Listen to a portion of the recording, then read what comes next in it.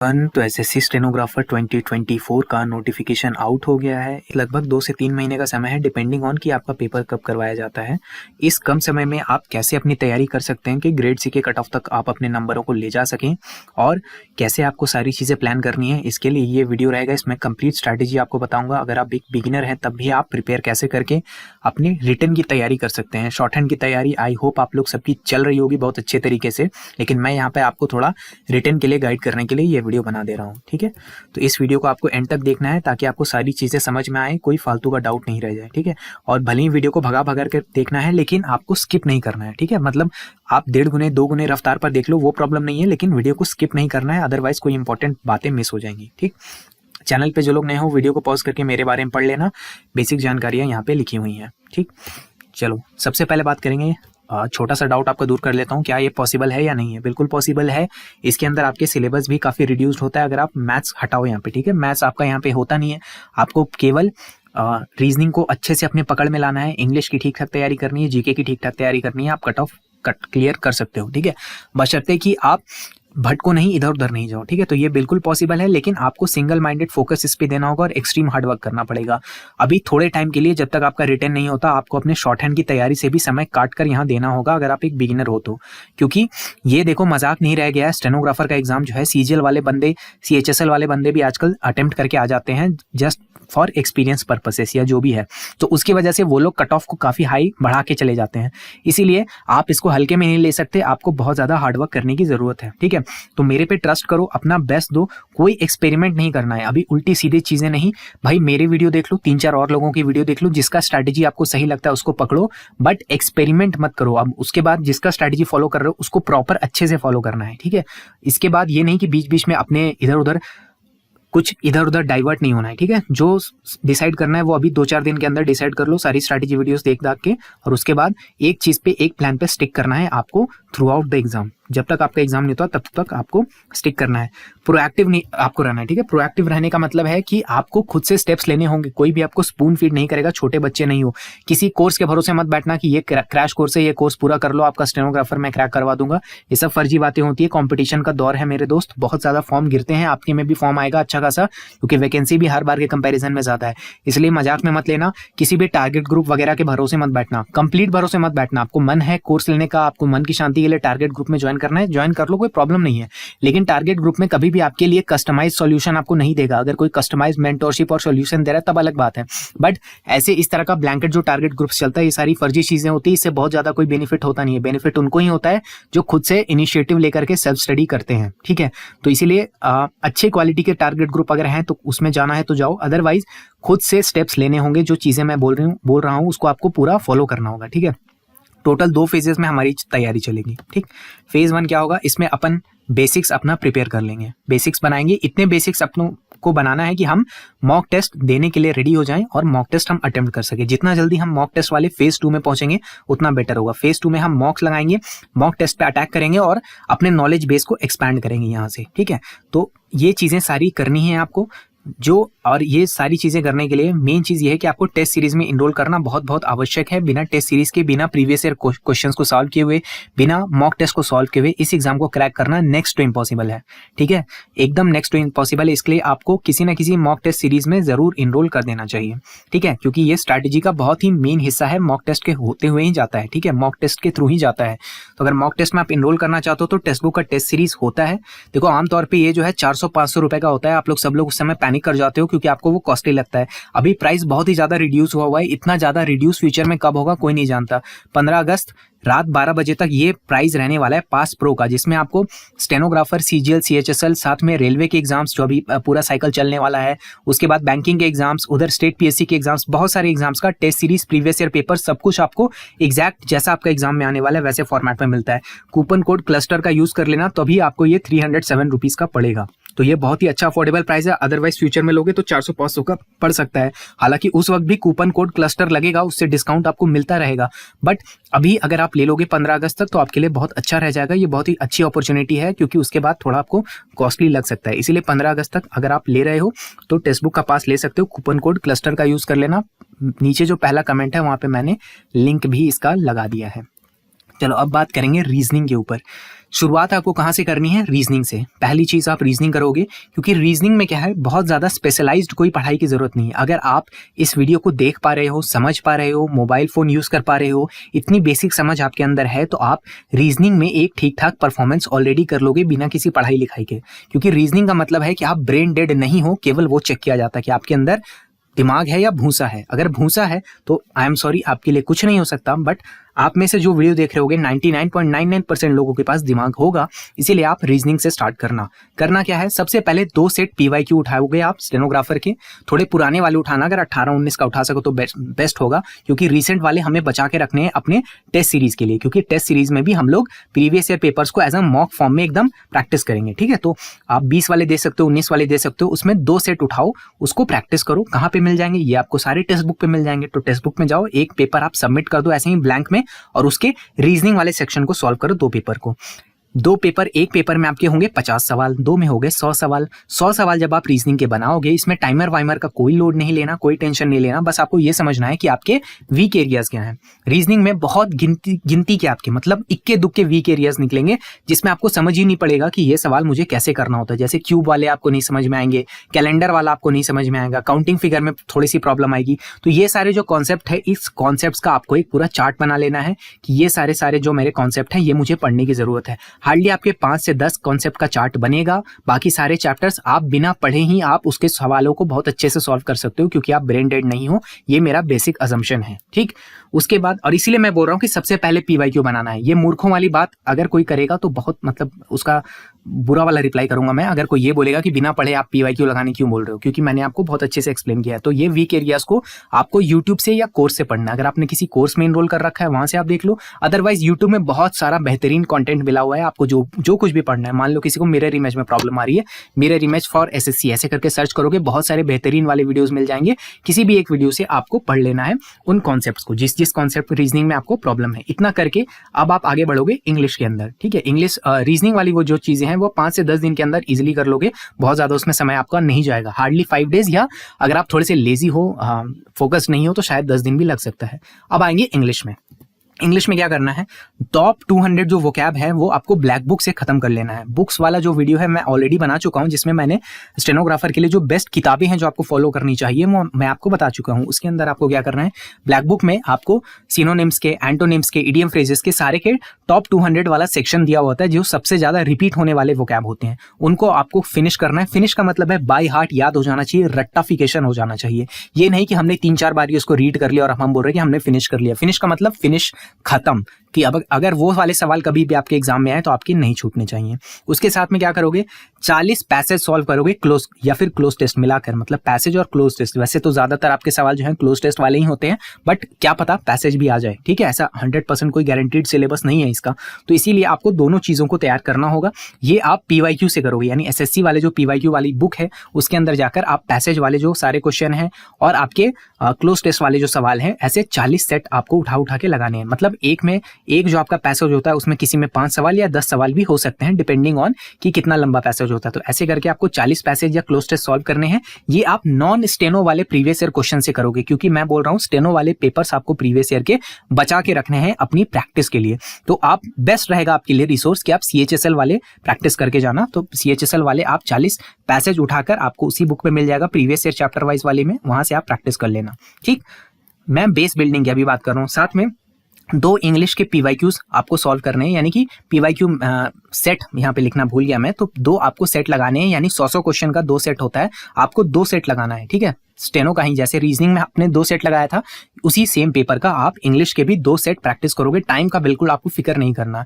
यहाँ पे क्या होगा, आपको समझ में पड़ेगा कि आपके ग्रामर में कौन कौन से सेक्शन आपका वीक रह रहा है। यानी ग्रामर, पूरा का पूरा ग्रामर आपका 0 नहीं होगा, यकीन मानो। भले आप हिंदी मीडियम से हो, भले आप गुजराती मीडियम से हो, कहीं से भी हो, ऐसा आपके साथ नहीं होगा कि पूरा ग्रामर आपका खत्म है। ग्रामर में कुछ सेक्शन होंगे जो आप बिना पढ़े भी थोड़ा थोड़ा सॉल्व करो, भले वो 1 सवाल, 2 सवाल, 4 सवाल, कितना भी आप कर पा रहे हो। तो जो आप नहीं कर पा रहे हो ग्रामर में, जो आपको लग रहा है कि सबसे प्रॉब्लमेटिक सेक्शन से, उसको नोट डाउन करो। लिस्ट कितना भी बने, टेंशन की बात नहीं है, बट नोट डाउन करो कि ग्रामर के कौन कौन से टॉपिक से हमारे सवाल नहीं बन रहा है। और इसीलिए टेक्स्ट बुक आपके लिए जरूरी है, क्योंकि वहां पे सॉल्यूशन देखकर आपको समझ में भी आएगा कि ये किस टॉपिक की सवाल आपसे पूछा गया था। ठीक है, तो इन वीक एरियाज को आपको या तो यूट्यूब से पढ़ लो, या अगर कोई कोर्स में एनरोल रखे हो तो उस कोर्स से आपको टीचर से सेलेक्टिवली पढ़ना है। पूरा कोर्स ब्लाइंडली फॉलो करने का समय नहीं है। तो यूट्यूब में भी बहुत सारे टीचर्स हैं, अमन वशिष्ठ सर हैं, ठीक है, रानी मैम है, नीतू मैम है, ये सारे लोग बहुत अच्छे तरीके से पढ़ा रखे हैं। इनमें से किसी का भी आपको टॉपिक वाइज आपको ग्रामर को समझ लेना है, जितना ज़्यादा समझ सकते हो, ठीक है। इसके साथ में अब आपको जीके भी स्टार्ट करना है, यानी रीजनिंग हमने पहले खत्म कर ली और अब इंग्लिश और जीके साथ साथ में लेकर के चलेंगे। आधा टाइम जीके, आधा से ज़्यादा टाइम आपको इंग्लिश में देना है दिन का, और थोड़ा सा टाइम जो है वो आपको जीके में देना है। ये सारी चीज़ें आपको फेज़ 1 अभी चल रहा है, याद रखेंगे। फेज़ 1 कब तक चलेगा ये भी मैं आपको आगे बताऊंगा। तो इसमें क्या है, मैंने एक इंपॉर्टेंट टॉपिक्स का लिस्ट बनाया था कि जो आपके जीके सेक्शन है उसमें सबसे ज़्यादा जो टॉपिक्स रिपीट होते हैं वो कौन कौन से टॉपिक्स है। तो उसका लिस्ट मैं बनाया था, सीजीएल और स्टेनो के लिए कंबाइंड वीडियो था, वो मैं आई बटन में लगा दूंगा। वहां से जाकर के जितने ज्यादा टॉपिक्स आप कर सकते हो उतने ज्यादा टॉपिक्स को आपको उस इंपॉर्टेंट टॉपिक्स के लिस्ट से करना है, बुक से, कोर्स से, या फिर यूट्यूब से, जहां से करना चाहते हो। यानी लूसेंट की किताब से करना चाहते हो, मनोहर पांडे बुक से करना चाहते हो, या आपके पास कोई कोर्स है उस कोर्स से करना चाहते हो, या यूट्यूब से करना चाहते हो, ये आपकी मर्जी है। और उसको पीरियोडिकली रिवाइज करना है। इसमें से टॉपिक जो है 50 टॉपिक है लगभग, ठीक है, लगभग 52 53 टॉपिक्स हैं। सारे नहीं हो पाएंगे मैं समझता हूँ, क्योंकि बहुत ज्यादा लंबे हैं सारे टॉपिक्स, मतलब बहुत सारी चीजें आपको पढ़नी पड़ सकती है, लेकिन जितना हो सकता है उतना ज्यादा कवर करना है आपको 15 सितंबर तक। 15 सितंबर क्या है वो मैं आपको आगे बताऊंगा। इनको रिवाइज भी करते रहना है। अगर कोई कोर्स आप लेना चाहते हो, अभी तक कोर्स नहीं लिया, कोर्स लेने की आपको लगता है कि आपको नीड है, तो आप जीके सुपर 40 कोर्स ले सकते हो। एग्जाम क्लस्टर ऐप पे मौजूद है। जो ये इंपॉर्टेंट टॉपिक्स है, केवल इंपॉर्टेंट टॉपिक्स का ही उसमें कवरेज करवाया हुआ है, या आगे और उसमें 1 2 4 सेक्शंस और हम लोग जोड़ेंगे तो वो वहाँ पे करवाया हुआ है। और वहाँ आपके उसके अंदर भी इंडिपेंडेंस डे का सेल चल रहा है, तो कूपन कोड ऑफिसर वहां पे भी वैलिड रहेगा, ठीक है। ये एक अलग कूपन कोड है, ये एग्जाम क्लस्टर ऐप पे वैलिड रहेगा। इसका लिंक भी मैं पहले कमेंट में लगा दिया हूं। तो ये ऐप अलग है, एग्जाम क्लस्टर का हमारा पर्सनल अपना ऐप है। उसके अंदर आपको एक कोर्स मिलेगा, जीके सुपर 40 कोर्स। इसमें मैंने भी पढ़ा है और टीम के दूसरे सदस्यों ने भी योगदान दिया है, रिकॉर्डेड लेक्चर के फॉर्म में। बहुत कम समय में हमने कोशिश किया है कि जो भी इंपॉर्टेंट टॉपिक्स हैं, केवल कंप्लीट जीके नहीं, जो इंपॉर्टेंट टॉपिक्स की मैं बात कर रहा हूँ वो इंपॉर्टेंट टॉपिक्स इसमें कवर करवाए हुए हैं। तो आप चाहो तो वहां पे जाके एनरोल कर सकते हो अगर आपको जरूरत लगता है। मैंडेटरी नहीं है, ऐसा नहीं है कि सिर्फ इसी कोर्स से होगा, आप किसी बुक से भी पढ़ सकते हो, यूट्यूब से भी पढ़ सकते हो। ये आपका टोटल अपना चॉइस है। अब क्या है, इतना काम जब आप कर लोगे तब फेज 2 बिगिन होगा। आइडियली आपका 15 सितंबर तक ये बिगिन हो जाना चाहिए। यानी कि अगर मान लो कोई ये बंदा है जो इसको 1 सितंबर को ये वीडियो देख रहा है, तो उसके पास केवल 15 दिन ही होंगे। तो जो सारी चीजें मैंने बेसिक्स बिल्ड करने के लिए बोली हैं वो कैसे भी करके आपको 15 सितंबर तक कंप्लीट करना है। अगर नहीं हो पाता है तो एटलीस्ट आपको मेक श्योर करना है कि आपका रीजनिंग और इंग्लिश तो कंप्लीट हो जाए। भले जीके का सेक्शन छूट जाए, बट रीजनिंग इंग्लिश आपके पूरे कंप्लीट हो जाने चाहिए। और 15 सितंबर तक एनी हाउ आपका कोई भी लेवल हो, आप 0 हो, 1 हो, -1 हो, किसी भी लेवल पर आप रहो, आपको 15 सितंबर से मॉक टेस्ट देने शुरू कर देने हैं। मॉक टेस्ट कहाँ से दोगे, वही टेक्स्ट बुक पर जाना है।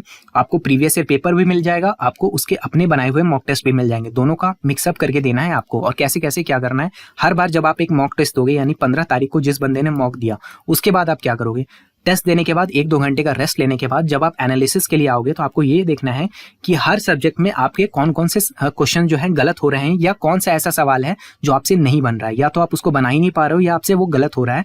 तो उसके लिए आपको एक टास्क लिस्ट बनाना है, यानी एक लिस्ट बनाओगे और उसके अंदर कुछ चीजें लिखोगे। क्या चीजें लिखना है वो मैं अभी बताता हूँ। हर एक क्वेश्चन जो आपने, जैसा कि मैंने बताया कि जो भी आप मिस करोगे या गलत करोगे उसके कॉरेस्पॉन्डिंग आप एक टास्क लिखोगे। अब टास्क लिस्ट में होगा क्या, रीजनिंग का हर एक सवाल जो आप गलत कर रहे होगे या आपसे नहीं बनेगा, हर एक सवाल के लिए आपको 15 क्वेश्चन प्रैक्टिस करने हैं। क्योंकि अभी तक आपका रीजनिंग का बेसिक्स तो बिल्ड हो चुका होगा, यानी प्रॉब्लम कॉन्सेप्ट की नहीं थी, प्रॉब्लम था प्रैक्टिस।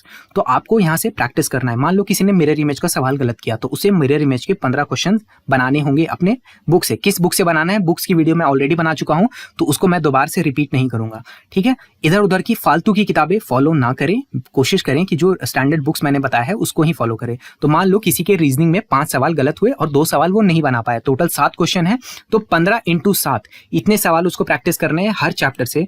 यानी अगर सीरीज वाले से उसके 2 सवाल नहीं बने तो 15-15 उसको 30 सवाल बनाने होंगे सीरीज वाले, ठीक है। अगर किसी का मान लो कि कैलेंडर का क्वेश्चन 1 गलत हुआ तो उसे कैलेंडर के 15 सवाल बनाने हैं। इस तरह से उसका एक टास्क आ जाएगा, उसमें 7 अलग अलग टास्क लिखे होंगे रीजनिंग के लिए, अगर उसके 7 क्वेश्चन गलत हैं और नहीं बन रहे हैं तो।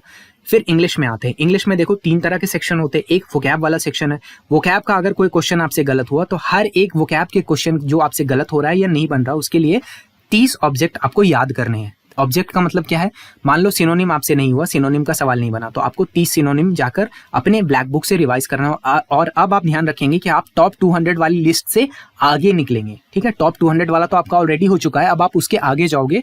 अब अपने एक्सपैंड करना है आपको नॉलेज बेस, समझ गए। अगर आपके ईडीएम गलत हुआ, ईडीएम नहीं बना, तो आप जाकर ईडीएम फ्रेज 30 ईडीएम फ्रेज याद करोगे। इस तरह से करके आप अपना जो नॉलेज बेस है एक्सपैंड करोगे। कॉम्प्रिहेंशन में हर एक कॉम्प्रिहेंशन जो आपका गलत हुआ है उसके लिए आप 5 पैसेज प्रैक्टिस करोगे, ठीक है। तो ये आपको प्रीवियस ईयर से ही करना है, जो बुक मैंने बताया था वहीं से करना है। ग्रामर के लिए हर एक क्वेश्चन जो आप गलत करोगे उसमें एक सेक्शनल टेस्ट देना है आपको हर एक गलत क्वेश्चन के लिए, ठीक है। यहाँ पे आपको अपने ऊपर कड़ाई करनी होगी, क्योंकि इंग्लिश ही आपका मेक और ब्रेक करेगा, तो इसमें आपको ज्यादा मेहनत करने की जरूरत है। उसके साथ में अगर कोई कॉन्सेप्ट में प्रॉब्लम है, अगर कोई ग्रामेटिकल चीज ऐसी है जिसमें कॉन्सेप्ट का दिक्कत था, तो आपको कोर्स से जाकर रिवाइज भी आप कर सकते हो, या जिस भी यूट्यूब वीडियो से आपने फॉलो किया था उसको जाकर उसके नोट्स को भी आपको रिवाइज करना है उसके कॉरेस्पॉन्डिंगली। तो ये सारी चीजें अब जब आप करते रहोगे तो आपका नॉलेज बेस और कंसोलिडेट होगा और एक्सपैंड होगा, जिससे आपको इंग्लिश में और ज्यादा पकड़ बनती जाएगी। जीके के लिए क्या करना है, देखो जीके के लिए अगर क्वेश्चन आपके नोट से आया था, यानी पढ़े हुए टॉपिक से आया था, तो उसको रिवाइज करो और अपडेट करो। अब हो सकता है कि जो 50 का टॉपिक का मैंने लिस्ट दिया था, किसी बंदे का केवल 10 टॉपिक ही कंप्लीट था, बट वो उसी लिस्ट में 11वां टॉपिक था, तो आप नया टॉपिक जाओ और उसको फिर से पढ़ के आ जाओ, ठीक है। उसको पढ़ जाओ और इतने समय में आपको उस नए टॉपिक को पढ़ के रिवाइज भी कर लेना होगा, ठीक है। तो इस तरह से या तो आपके वो नोट्स में होगा या नहीं होगा। अगर नोट्स में है तो वेल एंड गुड है, नोट्स को रिवाइज करो और अपडेट करो, उस बात को वहां पे लिखो अगर आपके नोट्स में वो ऑलरेडी नहीं है तो। और अगर आपके नोट्स में वो चीज थी ही नहीं, वो टॉपिक आपने पढ़ा ही नहीं था, तो अब समय है कि आपको वो टॉपिक पढ़ना है। हर बार जब आप टास्क लिस्ट बनाओगे तो ध्यान रखोगे कि पहला इंपॉर्टेंस इंग्लिश वाले को देना है, यानी पहले इंग्लिश को खत्म करना है टास्क को, उसके बाद रीजनिंग पे जाना, और अंतिम में अगर समय बचेगा तो जीके पे पहुंचना है, ठीक है। और एक ध्यान रखेंगे कि आप अगला मॉक टेस्ट तभी दोगे जब पिछले वाले का सारा टास्क खत्म हो जाता है, और टास्क खत्म करने के लिए अपने आप को 5 दिन का समय देना है। आपको 5 डेज का आप टाइम दोगे टास्क कंप्लीट करने के लिए। 5 दिन से अगर पहले में हो जाता है वेल एंड गुड है, बहुत अच्छी बात है। फिर आप नया मॉक जो है 3 दिन में अगर खत्म हो गया तो 3 दिन के बाद ही आप दे सकते हो। अगर आप 5 दिन का है तो 5 दिन के बाद दे सकते हो, 2 दिन का है तो 2 दिन के बाद दे सकते हो, ये आपके ऊपर है। बट 5 दिन से ज्यादा का समय नहीं लेना है। अगर 5 दिन के अंदर अंदर आपका सारा टास्क कंप्लीट हुआ तो वेल एंड गुड है, अदरवाइज वो टास्क लिस्ट वहीं पे स्क्रैप करना है आपको और नया टेस्ट अटेम्प्ट करना होगा। इसमें ज्यादातर मैं इसीलिए जीके को इग्नोर करने के लिए ही बोल रहा हूँ, क्योंकि लास्ट में आपका जीके ही बचेगा और जीके बहुत ज्यादा डिपेंडेबल पार्टनर नहीं है। इसलिए इस चीज को समझना, मैंने सारी चीजें कैसे कैसे आपके लिए प्लान आउट की हुई हैं, ठीक है। तो इस तरह से जब आप करते रहोगे, अगर वर्स्ट के सिनेरियो में आपका 5-5 दिन भी लगते चला जा रहा है, तब भी आखिरी के जो महीने हैं उसमें वर्स्ट के सिनेरियो में भी आपके 6 से 7 मॉक तो हो ही जाएंगे, और हो सकता है उससे ज्यादा भी आप दे लो, डिपेंडिंग ऑन कि आप टास्क कितनी जल्दी कंप्लीट कर लेते हो। देखो ऑनेस्टली अगर करोगे तो सारी चीजें बहुत अच्छे से हो जाएगी। करंट अफेयर करना क्या है, स्टार्टिंग में आप इसको बिल्कुल इग्नोर करोगे, बेस बिल्डिंग में इसका कोई रोल नहीं है, सवाल भी बहुत ज्यादा नहीं आते हैं, ठीक है। तो करना क्या है, एग्जाम से 1 महीने पहले आपको स्पीडी या इस तरह की कोई सिमिलर 1 साल वाली करंट अफेयर की मैगजीन खरीदनी है, और उसको जितना बार हो सके, जितना हो सके उसको कवर कर लेना है। उसमें से भी इंपॉर्टेंट टॉपिक्स छांट कर ही पढ़ने हैं। तो करंट अफेयर का भी मैंने इंपॉर्टेंट टॉपिक वहीं पे अपडेट कराया हुआ होगा, और अगर नहीं कराया होगा तो मैं नई वीडियो में उसको अपडेट भी कर दूंगा। तो करंट अफेयर के लिए ज्यादा दिमाग मत लगाना, क्योंकि करंट अफेयर के सवाल बहुत ज्यादा आते नहीं है आपके एसएससी स्टेनो वाले एग्जाम के अंदर, ठीक है। तो इस चीज का आपको बहुत अच्छे से ध्यान रखना पड़ेगा, ठीक है। तो ये कंप्लीट स्ट्रैटेजी थी। अगर आप इसको फॉलो करते हो तो आपका स्टेनोग्राफर का प्रिपरेशन एक अच्छे लेवल तक हो जाएगा। ग्रेड सी कट ऑफ या उसके ऊपर भी आप जा सकते हो, डिपेंडिंग ऑन कि आप कितना मेहनत डालते हो। हर दिन आप 8 से 10 घंटे देने के लिए रेडी हो या नहीं हो, उस पर बहुत सारी चीजें डिपेंड करेंगी, ठीक है। तो आई होप आपको वीडियो से कुछ वैल्यूएबल जानकारी मिली होगी। टेक्स्ट बुक का पास लेना है तो 307 रुपए में मिल जाएगा 15 अगस्त रात 12 बजे तक। कूपन कोड क्लस्टर का इस्तेमाल कर लेना। 15 अगस्त के बाद भी यही सेम कूपन कोड वैलिड होगा, बट हो सकता है उस समय प्राइस आपको थोड़ा ज्यादा पे करना पड़े, 400-500 रुपए भी लग सकता है, बट कूपन कोड हमेशा क्लस्टर जो है आपको मैक्सिमम पॉसिबल डिस्काउंट दिला देगा। लिंक मैं पहले कमेंट में लगा दूंगा, वहां से जाकर के आप डायरेक्ट इनरोल कर सकते हो। कूपन कोड वहां पे लगाने का ऑप्शन आएगा, उसमें आप CLUSTER क्लस्टर ये जरूर अप्लाई कर देना। वीडियो देखने के लिए आपका बहुत बहुत धन्यवाद। वीडियो अगर अच्छा लगा होगा, यूजफुल लगा होगा, तो अपने दोस्तों के साथ शेयर कर सकते हो, वीडियो को लाइक कर सकते हो, और चैनल को सब्सक्राइब करके भी रख सकते हो ऐसे ही इंपॉर्टेंट वीडियोस के लिए। मेरा नाम है ऋषिकेश। जय Hind and all the best for stenographer exam.